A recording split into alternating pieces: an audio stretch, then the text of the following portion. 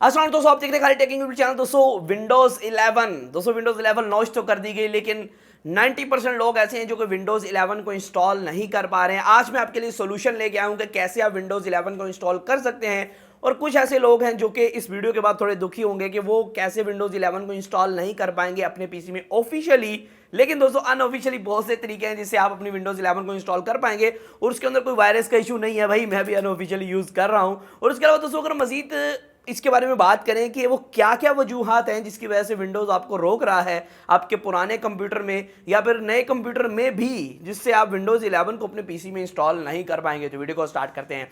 दोस्तों यहाँ main reasons कुछ निकल के आ रही थी, वो ये थी कि पहले हम रिक्वायरमेंट्स जान लेते हैं कि विंडोज़ 11 की मिनिमम रिक्वायरमेंट्स क्या है। आपका पीसी कैसा होना चाहिए? आपको 4 GB रैम चाहिए, यहाँ मेंशन नहीं था DDR कौन सा, बस 4 GB रैम होना चाहिए। और उसके अलावा दोस्तों जो आपको प्रोसेसर है वो 2 कोर वाला प्रोसेसर हो, 64 बिट का प्रोसेसर हो, 64 बिट का।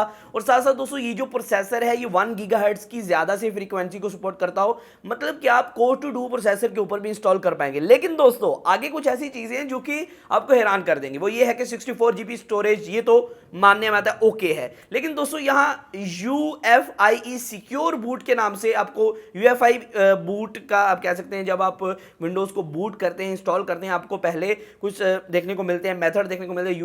UFIE करना है या फिर आपने सिक्योर बूट करना है, दोनों में से कोई भी कर सकते हैं। तो आप ये हर वैसे कंप्यूटर में ऑप्शन होता है। लेकिन उसके अलावा दोस्तों अगर बात करें या TPM 2.0 लोगों को बहुत परेशान कर रहा है कि आपके पीसी में TPM 2.0 नहीं है, इस वजह से विंडोज इंस्टॉल नहीं कर सकते। आपके पीसी में TPM 2.0 नहीं है, 1.2 है, या फिर आपके पीसी में सपोर्टेड ही नहीं है, तो लोग बड़े परेशान थे। TPM क्या है दोस्तों? ये बेसिकली एक टेक्नोलॉजी है जो कि काफी देर से मदरबोर्ड बनाने वाली कंपनीज हैं, प्रोसेसर बनाने वाली कंपनीज हैं, इसे बहुत ही ज्यादा अपने मतलब कहना ना पुर्जों में लाने की कोशिश कर रही हैं। इसकी टेक्नोलॉजी की एक चिप होती है बेसिकली जो कि आपके मदरबोर्ड के ऊपर होती है, कुछ प्रोसेसर्स के अंदर भी आपको देखने को मिलती है, जिसको कहते हैं ट्रस्टेड प्लेटफॉर्म मॉड्यूल। इतना औखा नाम दोस्तों। इसका क्या मतलब होता है? ये जो आपकी कीज़ हैं, जो क्रिप्टेड कीज़ होती है, मतलब कि बेसिकली मैं आपको थोड़ा सा बता दूं कि आपने देखा होगा कि कभी कई कई आपके कंप्यूटर के अंदर वायरस आ जाता है जिसे कहते हैं रैंसमवेयर। रैंसमवेयर वो खतरनाक वायरस है जिससे 2 बार मैंने भी हाथ तो हाथ मतलब मिलाए हैं, हाथ तो हाथ नहीं कह सकते,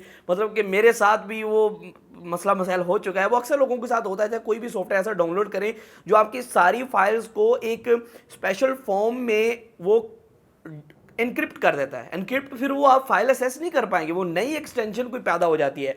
तो उससे बचने के लिए, रैंसमवेयर से बचने के लिए, इसके अंदर आपकी डिक्रिप्शन कीज जो है वो स्टोर किए जाएगी सिक्योरली, कि आपकी हार्ड ड्राइव पे भी नहीं होगी, वो आपकी कहीं जगह पे नहीं होगी। वो एक स्पेशल एक मॉड्यूल होगा, उसके अंदर वो कीज जो है स्टोर की जाएंगी। विंडोज का जो बिट लॉकर है, आपने देखा होगा विंडोज का बिट लॉकर आता है जिससे आप कोड लगा के किसी भी फाइल को एनक्रिप्ट कर सकते हैं या डीक्रिप्ट कर सकते हैं। उसकी भी जो कीज हैं वो इसी मॉड्यूल में, TPM मॉड्यूल में सेव होंगी। ये बेसिकली आपको रैंसमवेयर से बचाएगा बहुत हद तक।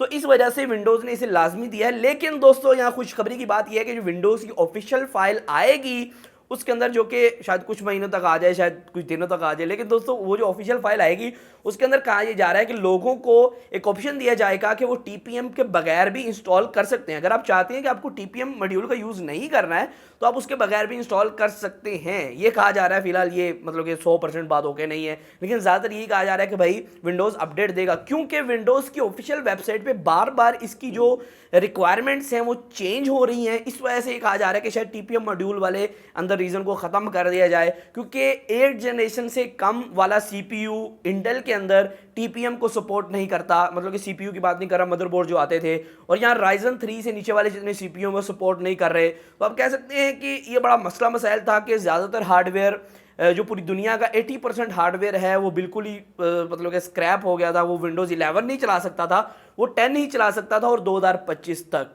तो ये बहुत बड़ा मसला था क्योंकि विंडोज़ 11 सबको चलानी है। दोस्तों यहाँ अगली मैं अगर आपको बात करूं कि TPM हो गया मसला हल, आपके अंदर TPM भी है, आपके कंप्यूटर के अंदर Ryzen 5 है, आपके अंदर भाई 3rd जनरेशन फ्ला 4 6 7 8। दोस्तों आपने विंडोज़ 11 को कैसे इंस्टॉल करना है? पहले तो आपको डेवलपर प्रीव्यू के अंदर जाना है, अपने जो आपका ऑप्शन होता है ना विंडोज़ अपडेट का, उसके अंदर जाके नीचे आपको देखने को मिलेगा भाई यहाँ जो है इनसाइडर प्रीव्यू, वहाँ जाना है इनसाइडर के अंदर और वहाँ जाके आपने विंडोज़ पहले तो अपनी माइक्रोसॉफ्ट को लिंक करना है, माइक्रोसॉफ्ट अकाउंट को उसके साथ, फिर आपको ऑप्शन मिल जाएगा अपडेट के अंदर, वहाँ से जाके विंडोज़ 11 के लेटेस्ट बिल्ड जो है वो 10.0 कुछ होगी, उसे इंस्टॉल कर सकते हैं, जो कि हाल ही में लॉन्च की गई है, तो उसे आप इंजॉय कर सकते हैं। लेकिन उसके अंदर माइक्रोसॉफ्ट कहा जा रहा है काफ़ी ज़्यादा बग्स हैं, तो फिलहाल आप उसे एज अ ऑफिशियल सिस्टम ना इंस्टॉल करें। बेहतर यही है कि विंडोज़ 10 किसी एमुलेटर में करके, या फिर आप कह सकते हैं ना जैसे VMware, जिसे वर्चुअल मशीन कहा जाता है, उसके अंदर करके वहां से आप जो है उसके अंदर अपडेट करके विंडोज़ 11 इंस्टॉल कर सकते हैं। या फिर दोस्तों आप विंडोज़ 11 की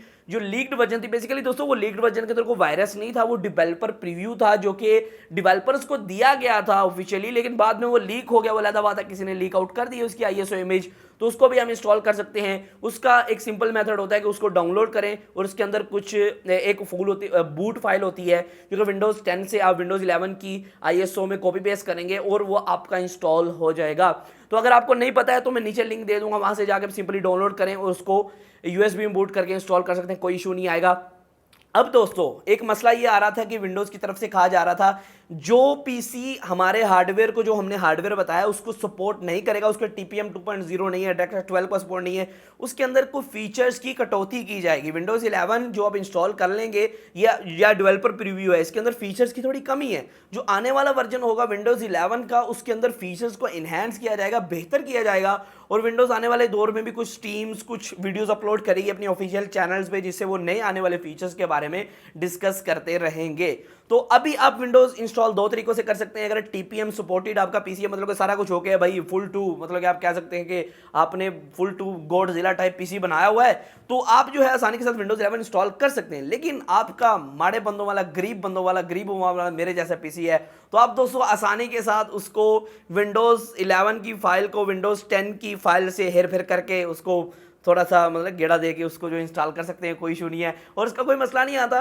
उसके अंदर ये कहा जाता है कि आने वाले दौर में आपको अपडेट नहीं मिलेगी, वो विंडो अपडेट नहीं होगी, शायद अपडेट ना हो, क्योंकि मेरी वाली तो अपडेट हो रही है, उसके अंदर एंटीवायरस की सारी अपडेट्स मिल रही हैं मुझे, तो आप कह सकते हैं कि वो हम इंस्टॉल कर सकते हैं, उसका कोई इशू नहीं है। लेकिन एक सैड बात यही है कि फिलहाल के लिए यही आ रहा है कि विंडोज़ 11 अगर कोई बंदा इस्तेमाल करना चाहता है उसे ये पीसी रिक्वायरमेंट्स होना लाजम है। दोस्तों उम्मीद करता हूं आपको विंडोज़ 11 के बारे में मुकम्मल सिनेरियो समझ आ गया होगा और कौन कौन लोग इसे इंस्टॉल कर सकते हैं, कौन कौन नहीं। अगर मजीद आपके क्वेश्चंस हैं आप मुझे कमेंट्स के अंदर बता सकते हैं। इंशाल्लाह एक जल्दी जब इसकी ऑफिशियल ISO फाइल लॉन्च होगी, इसके लिए मैं एक फुल रिव्यू लेके आऊंगा और आपको बताऊंगा विंडोज़ 11 के फीचर्स और मुकम्मल डिटेल क्या है। दोस्तों आज के वीडियो में इतना था, फिर मैं आपको वीडियो के साथ अल्लाह हाफ़िज़।